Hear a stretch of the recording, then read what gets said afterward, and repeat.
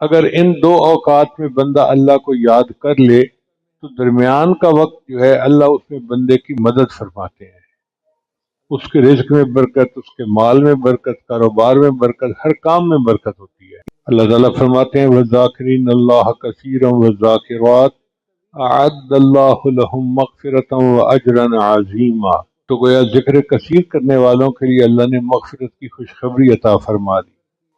حدیث قدسی ہے، اے ابن آدم مجھے فجر اور عصر کے بعد تھوڑی دیر کے لیے یاد کرو، میں ان دو اوقات کے درمیان تمہارے کاموں کی کفایت کروں گا۔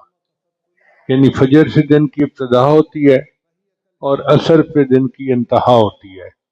اگر ان دو اوقات میں بندہ اللہ کو یاد کر لے تو درمیان کا وقت جو ہے اللہ اس میں بندے کی مدد فرماتے ہیں، اس کے رزق میں برکت، اس کے مال میں برکت، کاروبار میں برکت، ہر کام میں برکت ہوتی ہے۔ اس لیے مشائخ فجر اور عصر کے بعد مراقبہ ذکر وغیرہ کے لیے کہتے ہیں۔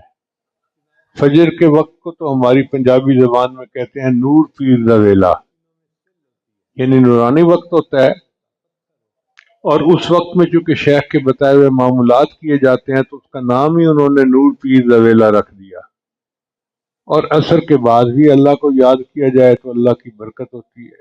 اب آپ اندازہ لگائیے، ہم اللہ کو یاد کرنے سے سارا بندے کے ساتھ اللہ اس کے کام کرتا ہے۔